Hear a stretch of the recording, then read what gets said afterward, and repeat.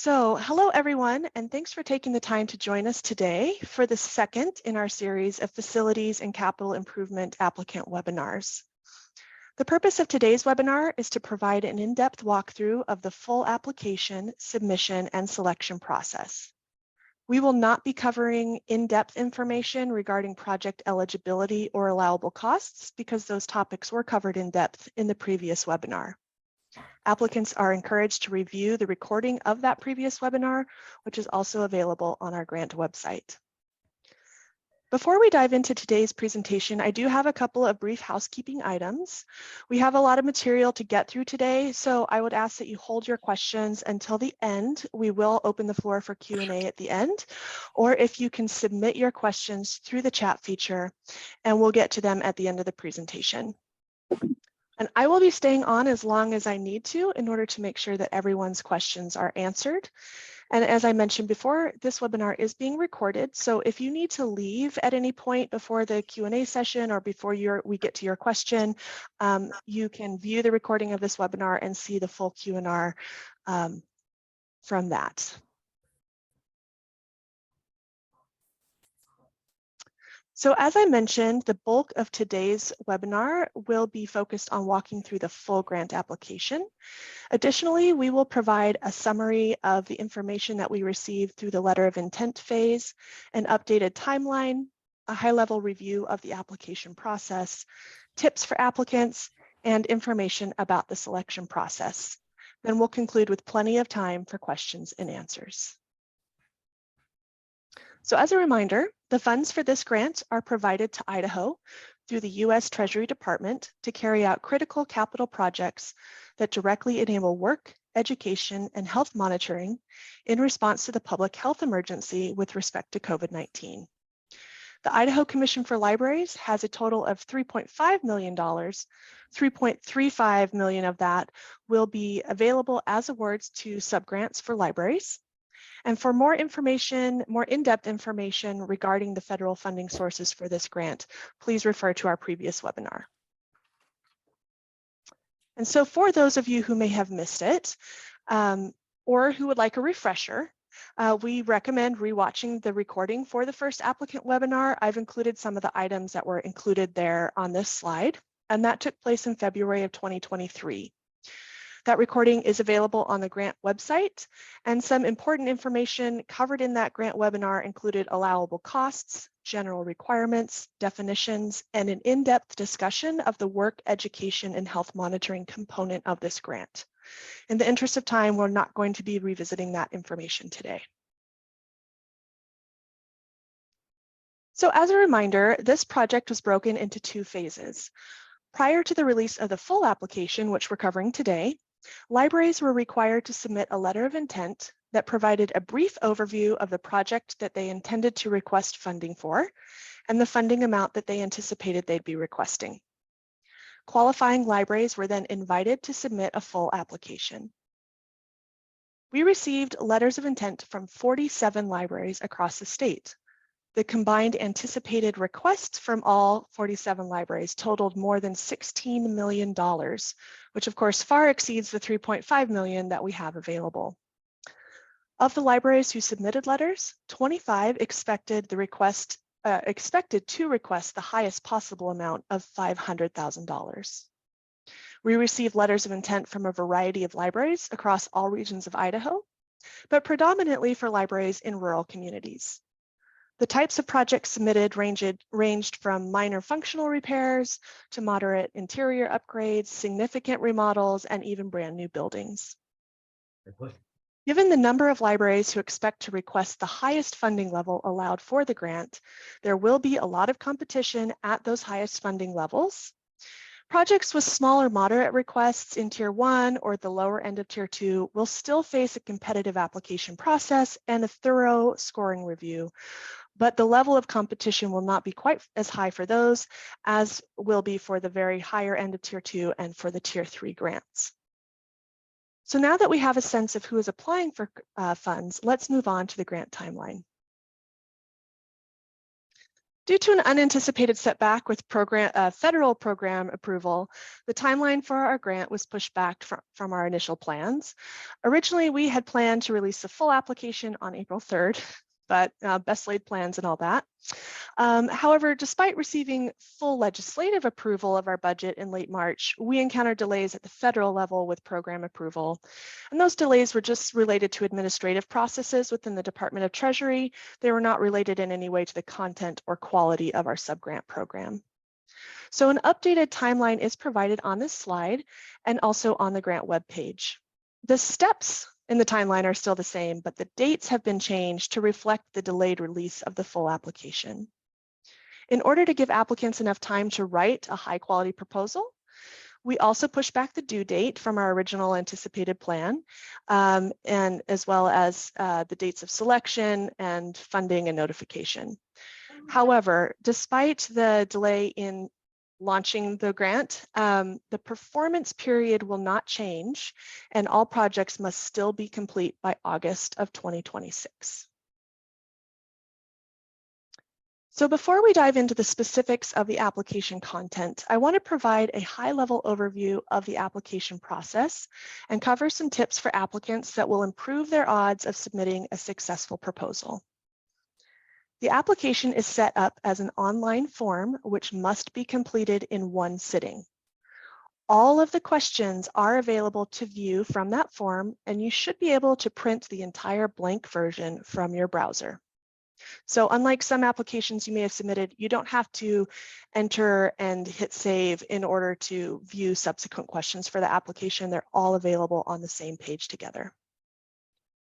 The application can only be submitted by libraries who have an approved letter of intent. So to ensure that only eligible libraries submit an application, you will be required to enter the application number provided in your letter of intent notification and invitation to apply.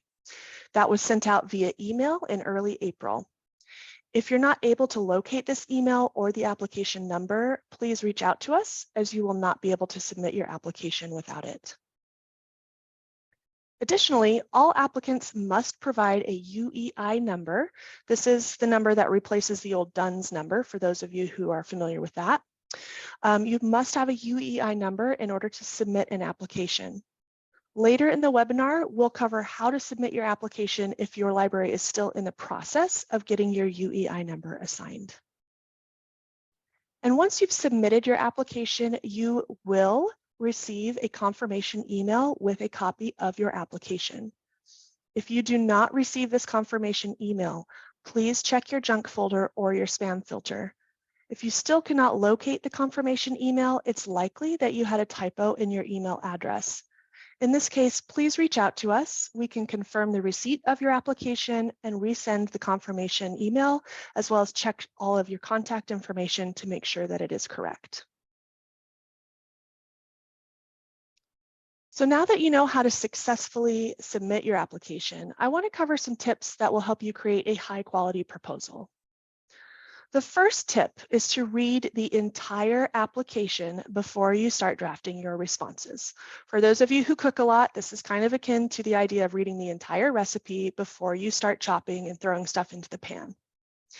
This will help you anticipate all the questions that will be asked and help you avoid repeating the same information in multiple places. This will also allow you to gather all the information you need prior to beginning. As mentioned on the previous slide, the application must be submitted online in one sitting. So for this reason, we strongly suggest that you draft your responses in a separate location that is backed up frequently, such as a Word document. If your computer is not connected to a network that backs up regularly, we recommend emailing yourself copies of the draft as you work on it. This will ensure that you don't lose your progress if your computer dies or your files are corrupted prior to submitting your application. As you're working on your responses, make sure to read the questions carefully and answer the question that is being asked, not the question you wish was being asked. Use plain language and focus on providing tangible details that will help grant reviewers understand the project. Avoid jargon and ambiguous language, and I'll provide an example of that on the next slide. Finally, if you're struggling to understand what a question is asking or where in the application you should convey a particular piece of information, please reach out to us for clarification. This isn't a test. You're allowed to ask for help. So please, please, please reach out to us if you need clarification on anything. So this application features both minimum and maximum word counts. And the reason for this is to ensure that applicants provide a sufficient level of detail in their responses. If you're getting error messages when submitting your application, double check that each of your responses has met the minimum word count, but has not exceeded the maximum word count. And if you're having trouble staying under the maximum word count, this is a sign that your responses probably contain more information than what the question is asking for. For example, you might be including details about your project plan in your needs statement, and we recommend looking over the other questions in the application to see if there's a better place for some of the details that you're trying to include. If you're having trouble meeting the minimum word count, this is a sign that your response is too vague. Make sure you're using concrete language and including specific details. Is there an ambiguous statement in your response that you can expand on with specific examples, numbers, or statistics? Let's take a look at an example of how to make a vague statement more concrete and meaningful. So here's an example from a pretend grant application that I just totally made up, where a nonprofit is seeking funds to support a program for unhoused youth and families in their community. And they're responding to a question where they need to talk about the need in their community. So a vague or ambiguous response to this would be, our county lacks enough homeless shelters. Well, this is really ambiguous. What is the lack? How do we know that there's a lack? A better, more clear and concrete response would be something along the lines of what I have here. So our nonprofit is located in County A, which currently has 2 homeless shelters. However, both of these shelters are intended for single adults, primarily men, and do not have adequate privacy or supervision to safely shelter unhoused youth and families with small children. According to the most recent report on homeless populations from Government Agency A in 2021, our county has up to 500 unhoused families at any given time. This represents a significant unmet need in our community. So notice how the second version uses specific details, it supports its claims with evidence, and it provides a clear picture for the reader. You'll also notice that the second version doesn't overwhelm the reader with loads and loads of unnecessary data and statistics, but rather it uses a couple of compelling and relevant data points to support the claims that they're making. So now that we've covered some tips for how to write a strong proposal, I'm going to do an in-depth walkthrough of the application. The application is broken into 9 sections, which are listed here, and some of these sections contain multiple questions. So the first section of the grant that I want to cover is the contextual information.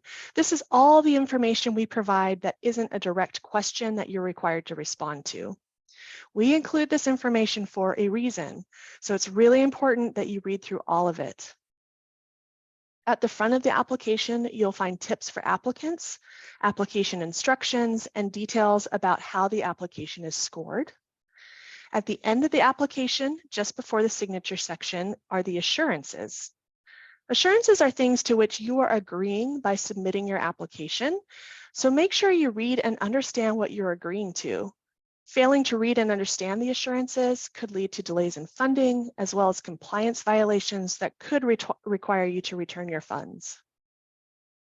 I've included 3 of the most important assurances here, just to make sure that you don't miss them.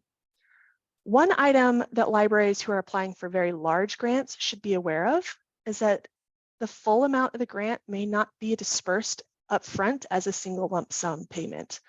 We'll be working with each individual grantee to determine a realistic funding timeline that ensures your project can progress smoothly while also minimizing our risk of paying upfront for something that may not get completed.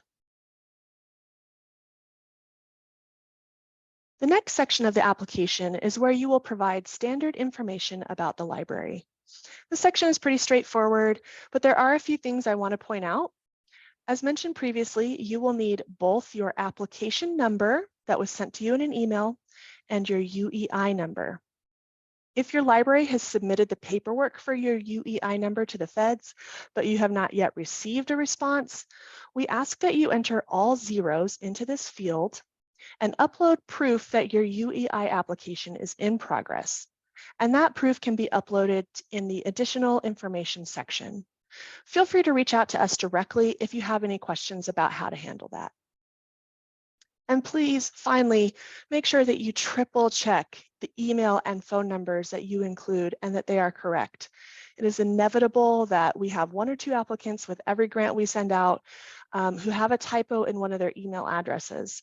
This prevents you from getting your email confirmation, and it can cause delays in receiving decision notification or updates about the grant. So the next section of the application is the executive summary, which consists of 2 questions. The first question asks you to provide a high-level overview of your project, including a general timeline. Think of this as like your elevator pitch for your project. Your response should show reviewers the big picture. It should focus on the final results, not necessarily the process. And it should give everyone who's reading your application the context to understand the more specific details that you're going to be including later in the application. It's kind of building the bookshelf on which you're going to be putting all the books. The second question in this section asks you to address how your project meets the federal requirement to jointly and directly enable work, education, and health monitoring. Please refer to the recording of our first webinar for more in-depth detail about how projects can meet this requirement for this grant. The next section of the application is the needs assessment. This is where you're going to talk about the why of your project. Please note that we are not asking for any information about project logistics in this section. That will come later. This section is broken out into 3 questions. In the first question, you'll talk about the need that exists in your community. This has nothing to do with your library. This is just the need in your community. The next question will talk about the need that exists in your library, specifically any shortcomings related to your current facilities. And then third is where you're going to talk about how the proposed project will address the shortcomings of your facility and allow you to meet the needs of your community. So think of this as your needs assessment broken out into kind of a logistical structure or a progressive structure. Please note that question number 3 regarding community need has 4 parts. Make sure that you address all of them in your response. They are numbered within the text of the question itself. The next section is the detailed project description. This is the section where you should plan, in this section, you will describe how you plan to spend the grant funds and provide a detailed project plan. I'm going to spend a little bit more time here as this will be one of the most important parts of your application. The focus of question 6 is specifically how you plan to spend the grant funds that you are requesting. So think of this as your budget in narrative form. Your response to this question will help us interpret and understand the numbers that you provide later in the project budget. This is also where you can provide any clarification or explanation that might help reviewers understand your budget numbers. Additionally, if you have a larger project or you're combining this grant with other funding sources or in-kind donations, this is where you can expand and explain how this grant fits into that larger funding picture for your project. So for example, if you're combining this grant with a private grant, you might want to explain any differences in how you'll spend those different funding sources. This will be especially applicable for projects where you might have some expenses that are not allowable under this grant, and you're going to be using private funds or another funding source to cover those expenses. Question 7 is where you will provide the most information about the logistics of your proposed project. This is where you're going to give us your project plan, including a detailed timeline, major milestones, and any other information about how you'll carry out the proposed project. So some examples of information you might include as appropriate and applicable to your project would be, how did you decide on this project as the best or most feasible course of action? Did you conduct a capacity needs assessment, or you could describe the results of any needs assessments that you've already conducted. When and how will you hire an architect, or tell us about the architect you're already working with? When do you expect your building plans to be complete? Or if your building plans are complete, give us a description of what your new building is going to look like. When do you plan to release bids for a contractor? Or if you're already working with a contractor, tell us a little bit about them. When will construction begin? How long will it take? If construction is going to happen in phases, what will that look like? Who will be designing your interior space? When will your furniture be selected and set up? Or any other details you think will demonstrate the quality and feasibility of your project. For projects at the higher end of Tier 2 and all projects in Tier 3, this question will be especially important. Your response to this question will help reviewers determine if you have a well-developed plan, if you've done your due diligence and your homework, and if you understand what your project truly entails. Or are you just kicking the tires and hoping that maybe you're going to get the chance to work out the details after you get the grant funds? Due to the complexity, size, and relatively quick turnaround of this grant, kicking the tire type projects are going to have a very low likelihood of being selected for funding. So the next section of the application has to do with your capacity to manage the project and any risks that could impact your success. Questions number 8 and 9 are relatively straightforward, so I'm not going to spend a lot of time on them here. Questions 10 and 11 have to do with how you plan to pay for any unfunded costs or overages. So your response to question number 10 will determine which version of question 11 that you have to answer. So for projects that will be fully funded upon receipt of this grant, you'll be asked to address how you plan to cover any cost overages.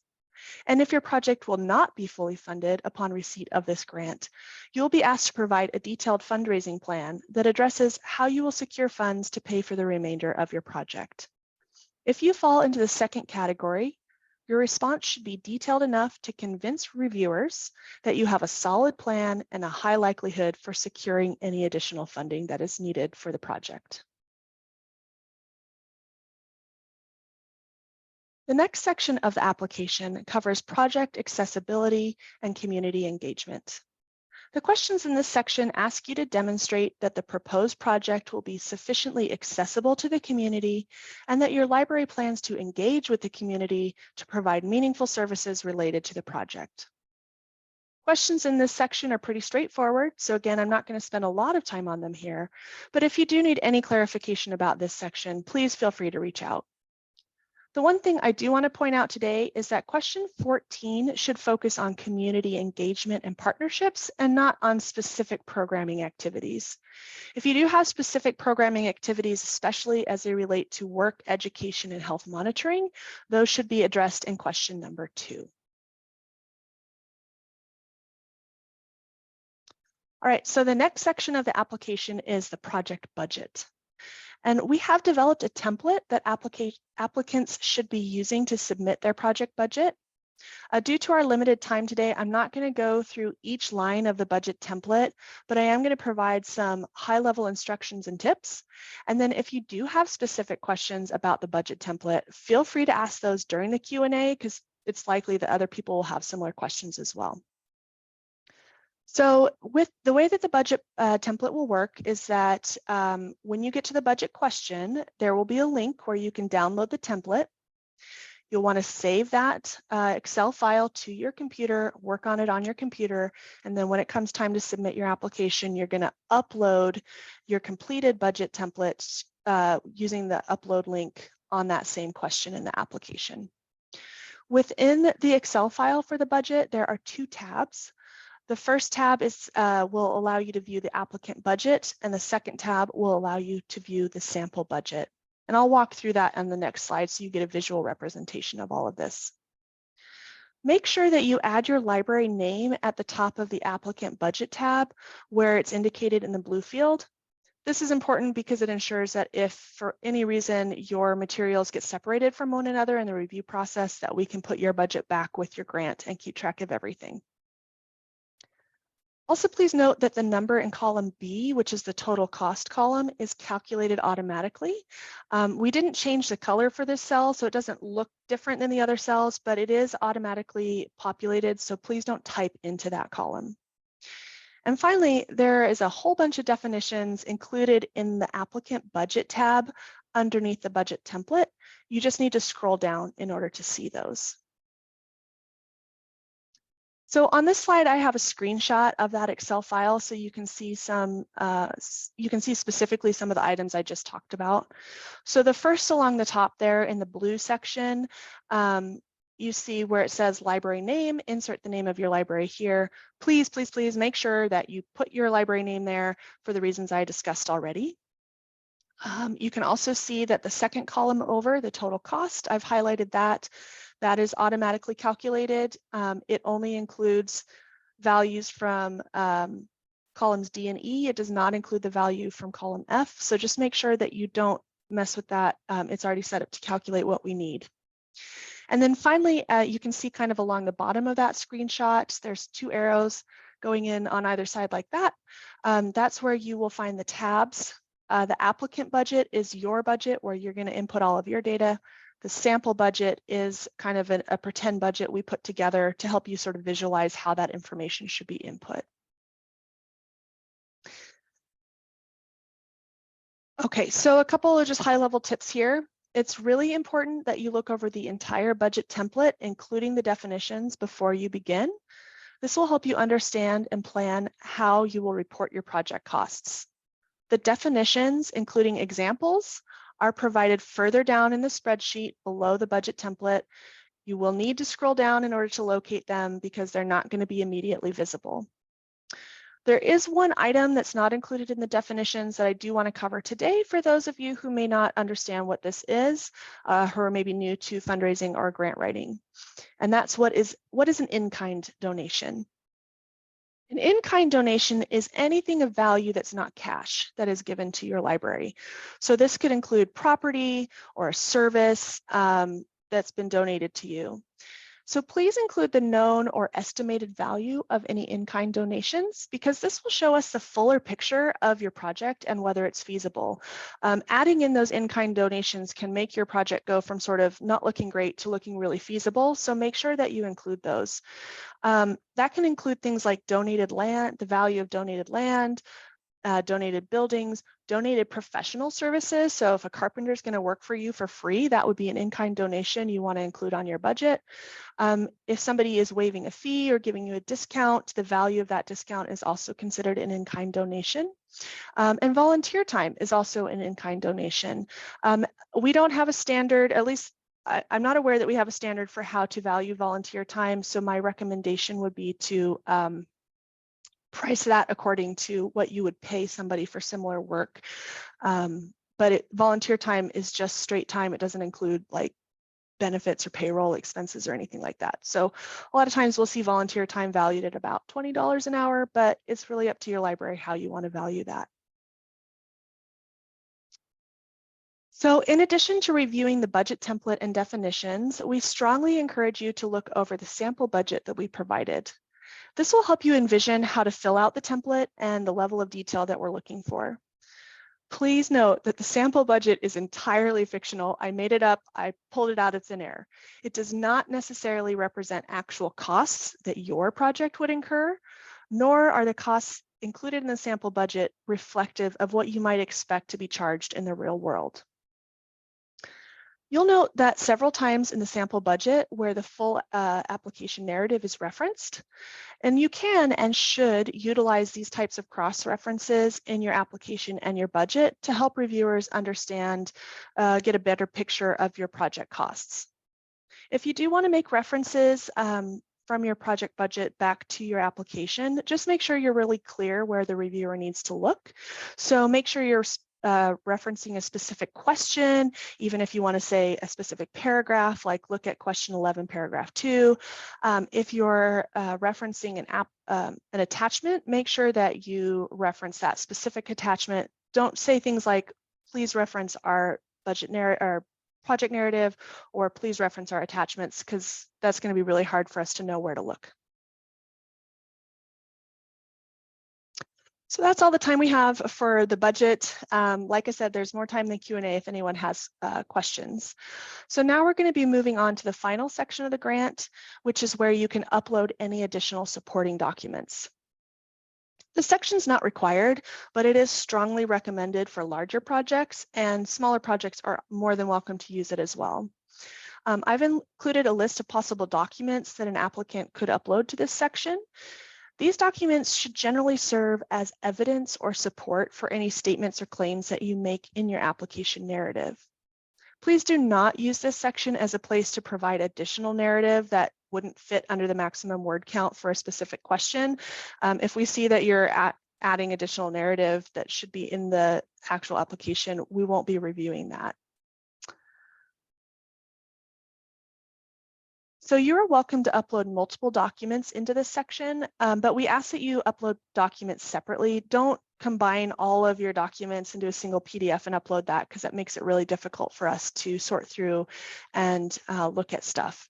So you can upload each document separately. Just click on that Browse Files button as many times as you need to upload each individual document. So this concludes our detailed walkthrough of the application questions.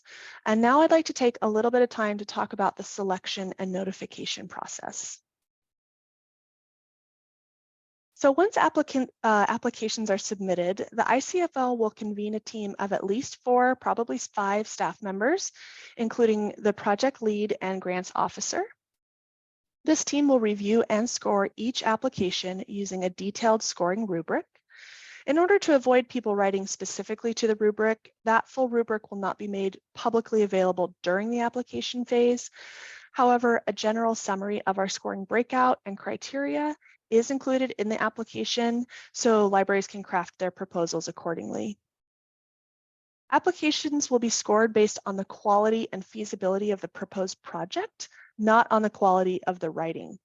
We understand that most librarians are not professional grant writers, and we aren't looking for perfect grammar or well-crafted prose.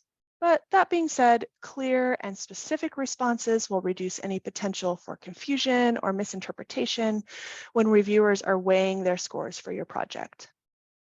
For this reason, we really recommend having a second person read your proposal, preferably someone who's not familiar with the project, because that person will be able to provide more objective feedback and kind of look at your project with the same eyes that a reviewer who's not familiar with your project will look at it, and help you identify any areas that are potentially unclear. Finally, the review team will be looking carefully at your application to determine if you have a well-conceived project or if you're just kicking the tires and hoping to work out the details once you get funded. The scale of your project will dictate the level of detail and planning that the review team will be looking for. So the bigger the ask, the more detail we're going to need. In addition to showing us that your project is an excellent investment, we need to know that you can carry out a complex building project on a relatively short time scale. Even if you have a really compelling need statement and a great vision for your project, if your plan of action is vague or underdeveloped, your project will probably score low and won't be likely selected for funding. All right, so this concludes my prepared slides for today's webinar. Before I open the floor for questions, I'd like to note our contact information. If you have questions about your application, you can reach out to either myself or to Layla. We literally work right next door to each other. We're working closely together on this project. We talk to each other all the time. So you're welcome to contact either one of us, and we'll make sure that you get a response. So now I'm going to stop sharing my screen so I can see everyone's faces. And I'm going to open the floor for any questions. And it doesn't look like we have anything that was submitted by chat. So if anyone has questions, you're welcome to type those into the chat feature or go ahead and unmute yourself, raise your hand, and I will answer to the best of my ability. Tace? I had the question from one of the engineers, what a certified cost estimate would look like, and what that they would like a little bit more definition on what that means. That's in the optional section of 17. So certified cost estimate, I may not have been using the exact terms that a contractor would use, but basically by that, it's just something that your contractor has signed off on. It's something that is coming from someone other than the library. So it's not just, the library director sitting down and sort of sketching something out. It's coming from a professional whose job it is to do, construction and contracts and architecture. So by certified, it doesn't have to be like stamped or notarized or anything like that. It just needs to be coming from the professional who's providing the services. Does that answer your question? Perfect. Thank you so much. There was a question in the chat from Chris and Layta. Could you please explain the funding tiers again? Yes. I don't have them exactly memorized, but tier 1, I believe, is the minimum you can request is $5,000, and then tier 1 goes through, I think, $25,000. Tier 2 is $25,000 up to $150,000. And then tier 3 is $150,000 up to $500,000. That hopefully answers the question.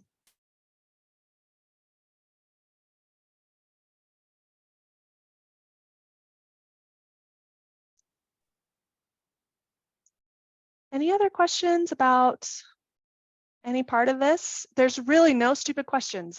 This is your time right now to ask questions. I guarantee you that if you have a question, there's somebody else on this webinar who has the same question, who's just afraid to ask it. We're not going to judge anyone for any questions that you might ask here today. This is why we're here. Terry? Yeah, will projects that have in-kind support score higher than the projects that don't have in-kind support? I don't know that I can make a blanket statement in that regard, but I think that projects that have a fuller level of support will score higher. So if you're, if you're looking at buying and building a new building, somebody who already has the land donated versus somebody who has to buy the land, that's where we would be looking. It's not necessarily whether that land was in kind, but it's more looking at the full picture of your project and whether looking at your funding and all your in-kind resources, makes your project look really great and really feasible and likely to succeed. I was just trying to decide, do I need to go out and try to find in-kind support or donations or something like that? Well, I mean, that really depends on your library and what your project is. If it's a smaller project where the whole project is basically covered by what you're requesting from us, in-kind stuff might not necessarily be as important. Oh. If you have a big complex project where this funding is only one of your funding sources and you have other funding sources, in-kind donations are probably going to look better because right. It's going to give that fuller, more feasible project view. Okay, thank you. Lynn? Hi, yes, I just had a question. You mentioned that we're not going to see the scoring rubric, but there was something that we could refer to. And I'm looking through the application and I have it printed out and I'm just, could you be more specific about where Sure. that is? Yeah, it's in the front of the application. And I don't know, Talayla, if you have that pulled up. My screen is a little wonky because I still have the slides on my other monitor, but it's in the beginning of the application form. Talayla, could you answer that question for us? Yeah, so if you look at 2 selection process, there's a description there of how applications will be scored. So A, demonstrated need, 30 points, questions 3, 4, and 5, and then a description. And B, project quality, C, project risk, D, project access and sustainability, and then E, priority populations and their associated number of points and kind of a general description of what we're looking for.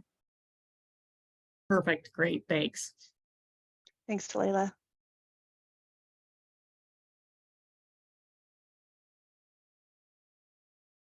Any other questions? Just scrolling through got a lot of folks on, so I have to scroll through a couple pages worth of squares to see everyone. Amelia, there's a question in the chat about, I can read it. If the full amount cannot be funded, might a reduced amount be awarded similar to previous ARPA grant, or is it all or nothing? Great question. Thank you. We will consider partial funding. So if you submit a request for $500,000, and depending on your project, there's maybe a portion of your project that we feel like we can fund, but we don't have the ability or the desire to fund the full thing. We might reach out to you and say, we'd like to fund $200,000 for this phase of your project. If we decide to offer partial funding based on your request, we'll let you know first, and you'll have the option whether to accept that reduced amount or not. So you won't be sort of forced to accept a grant if maybe it doesn't work for you to get a reduced funding amount. It's a great question. There's another couple questions in the chat. Stephanie, thanks for pointing out that the chat was filling up here. How do we know what could be issued to us should we receive the grant up front? We have land and are in the process of something about an architect. How do we plan for partial issue of funding, and how do we plan to begin? So we're going to work with each grantee individually, and we're going to come up with an individualized plan based on your needs, based on your upfront expenses. So if, for instance, your plan involves some upfront expenses for hiring an architect and those sorts of things, we'll work with you on that, figure out what those expenses look like. There's going to be expenses that come later in your project when construction begins. So we might not give you the money for the actual construction phase until that is ready. But we're not going to just sort of leave you hanging and wondering, like, what money am I going to get? So it's going to be a very individualized, tailored process based on each individual grantee that we're working with. Will you be looking at past grants awarded to a library? For example, if we received a large ARPA award, will they be given less consideration than a library who is not? That is not our plan at this time. We're going to be looking blank slate. Everything is just based on what you submit for this project. We're not going to be looking necessarily, unless it's like a really, a really tight race between two things and we've exhausted all of our other rubric factors, then we might look at something like that, but I really don't foresee that being a major component of how we review stuff. Looks like Cascade got their question answered. And Gina, I do see that your hand is raised, so I promise I'll get to you. Another question from the chat. Do you have any idea of the reporting requirements, timing information requested, and financial reporting? That is a great question. Unfortunately, I don't have a whole lot of information on that right now because a lot of that is going to depend on what Treasury requires of us, and we're still working with Treasury to try and figure some of that stuff out. But you're going to want to keep every receipt. You'll want to just make sure that you have a great project notebook where you're keeping track of everything, because at this point, I can't assume that anything is off the table in terms of reporting. But when we select our applicants and we finalize who gets the grants, we will have a full grantee orientation. If for any reason you're selected for a grant and then you go through the orientation and you're like, wow, this is way more than we signed up for, we don't want to deal with this, let us know. It'll still be early enough in the process that we can maybe look at our waiting list or our runner-up grantees. So don't feel like you have to go through with this if you feel like those reporting requirements are more than you have the capacity to meet. Let's see. I'm going to pause here on the meeting of the chats and go over to Gina. You had your hand up. Do you have a question? My question was, I'm working with a company here in Caldwell that does architecture, design. They do kind of everything. And so if I don't get the grant, how do I pay them? I mean, is there money set aside? And I think you kind of covered that, but I'm not sure on how that's going to work. So the grant can't cover any costs that you incur prior to receiving the grant. So but the way I look at this is, if you're really serious about a new building, these are costs that you're going to have to figure out how to pay probably before you get any grant funding. You're going to need to have some of these things in place, regardless of whether you're coming to us, you're going to a different funder. So think of it as an investment. in terms of being able to do a more thorough fundraising campaign. But you can't use this grant to pay for anything that was incurred before you receive the grant. And if you're not selected for funding, that's just a risk you're going to need to take and determine whether that's an investment that you want to make for your library. Good question, though. Thank you. Another question from the chat. Would prior success of building a county library building previously and successfully help our project and grant? I don't know that we would be looking at the actual that project unless it directly impacted the project you're preparing for, but I think your overall experience is probably going to play into that. So if you have experience with those sorts of things, that's probably going to give you a little bit of a leg up, because you're going to understand the process more completely and kind of what goes into it, and you'll be able to sort of put together a more comprehensive project plan. There's another question in the chat here. If the grant is for one library in a multiple library system, should the name of library field contain the library system's name or the individual library? If you could put both, that would be great. So if you could put the system name and then the branch name, that would be helpful. I think if you put the system name, we're going to know what it is, because you're not going to be able to submit multiple applications for multiple branches. So if you just put Lewiston or Latah or Moscow or Boise or whatever your system's name is, we'll probably be able to figure it out. But if you can include the specific branch, that would be helpful, just as a reminder to reviewers when they're looking at your budget of which branch you're applying for. Another question from the chat. Since we are a city library, will we be required to get multiple bids? I think, is Clay on the call here today? I am. Clay, would you mind Yes. tackling that question for us? Short answer is that depends entirely on the amount that you are requesting. There are thresholds for requiring bids that are spelled out in Idaho code.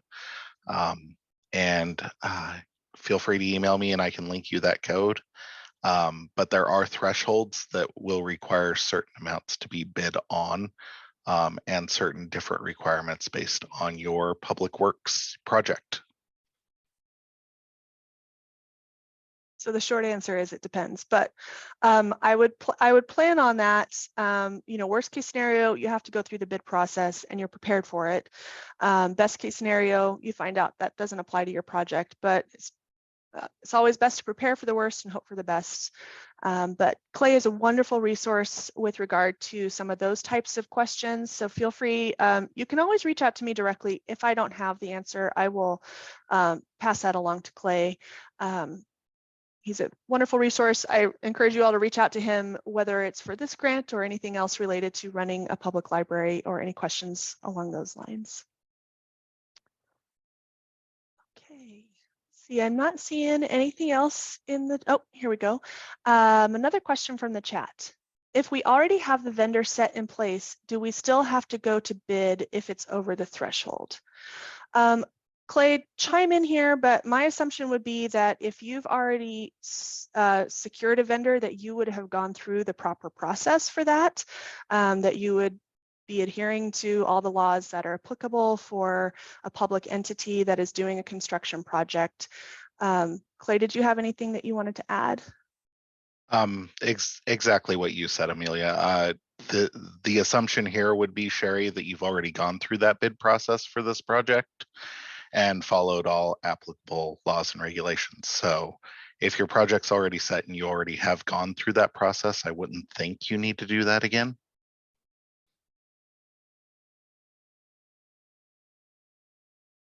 Great question.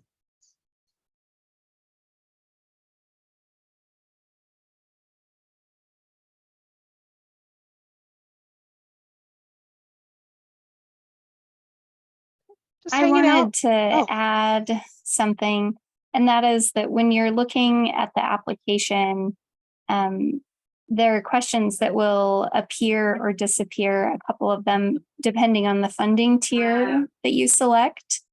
So if you're initially looking at the application and you haven't filled anything in, those questions are The beginning portion identifies which tier the question applies to. So if it says only tier 1 or only tier 2 and 3, then you'll know to respond to the question that applies to your tier. And then when you actually fill out the application, the correct question should appear based on which tier you select at the beginning of the application. Thank you for that clarification, Talela. That is awesome. Any other questions? Oh. And for those of you not monitoring the chat, Clay just shared a link here for applicable statutes for purchasing by political subdivisions in Idaho. Most of your facilities projects will fall under 67-2805. Amelia, this is Lynn again in Haley. A question about letters of support. Do they factor into the rubric, or what would be like 3 letters? How do you see that supporting our applications? So I don't know that they would factor into the scoring rubric so much as think of them as evidence of claims that you're making in your application. So if there's a question if you're talking about something in your needs assessment or your needs statement about, we're partnering with this organization who's made it clear to us that X is a significant need in our community, use that a letter of support from that organization, uploading that into your additional information would be a great way of providing evidence for that statement. Or if you're, there's a question where it asks about how you're partnering in the community. Again, if you want to actually upload signed letters of support from those partners, that would kind of solidify. So it goes from just making statements to saying, we have evidence for this. So I think that would be sort of where the benefit in your scoring would go. It would make you look more feasible. So hopefully that, and you're welcome to just upload letters of support that aren't necessarily tied to your application, like a statement in your application, but I think that wouldn't be as strong of a document. You'd want to make sure they're kind of tying together and supporting statements that you're making in your application. Got it. Thank you.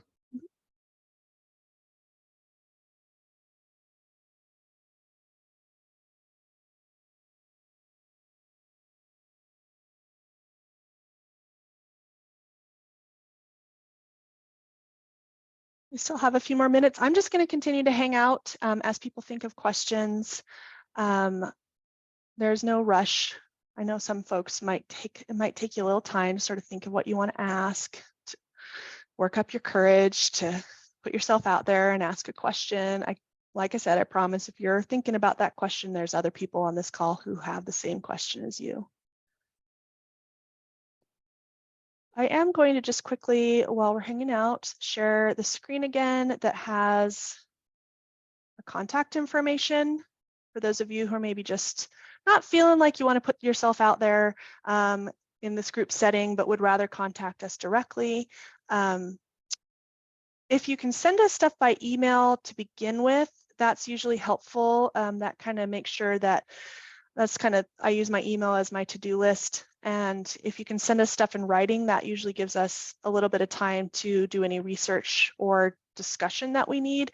But please feel free, if your question is too complicated to fit into an email, or you just feel more comfortable talking over the phone, please don't hesitate to call. I've put both of our phone numbers up there as well.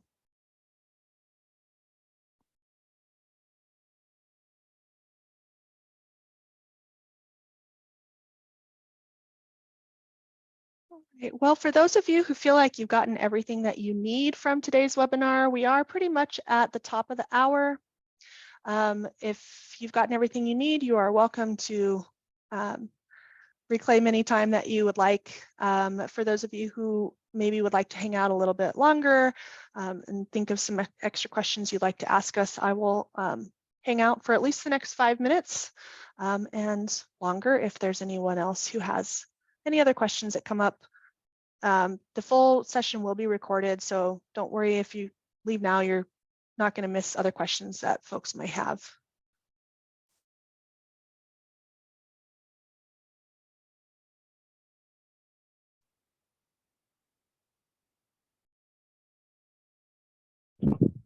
Amelia, I do have a question for Clay. Is he still on by chance?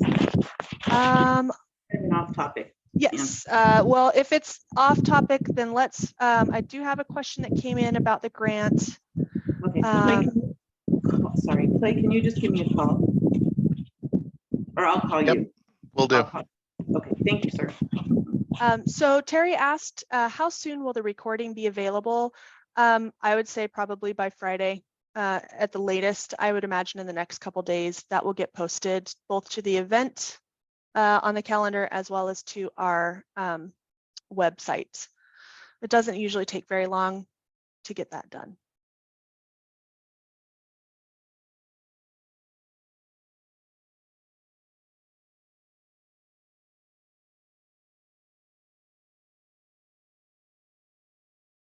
Amelia, we had a couple of questions that we already talked about, but from people asking, what if they have small project changes from the proposed project they submitted with their letter of intent? How should they handle that? Question. Yeah, great question, Talela. If it's a relatively minor change, then I don't know that you need to do anything other than just submit your application. But if you are making a major change, like originally in your letter of intent, you said we're going to build a new building, and then you realize that's just not feasible and you'd like to change to we're going to remodel our existing building, please reach out to us before you start working on your application, just to make sure that any of those major changes to your project don't render your project ineligible. Because I'd hate for you to spend all the time putting together a full application for a project that ultimately is not eligible to receive funding. But if it's minor changes, you can check with us just to be sure if you'd prefer. But you know, if it's like, well, we were going to buy land on this block of the city of downtown, and now we're actually looking at buying land over on this other portion of downtown, that doesn't really fundamentally change your project. You wouldn't need to, you know, run that by us before submitting your application. Does that answer your comment, Talela? That was a great addition. Thank you.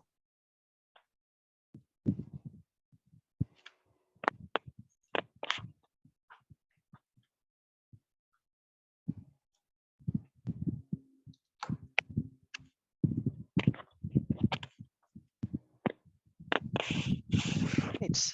So hopefully we got everybody's questions in the chat. I haven't missed anything. Well, I think we're coming up on the 12 o'clock hour, and doesn't look like there's a whole lot of remaining questions. So I will probably go ahead and wrap up our presentation today.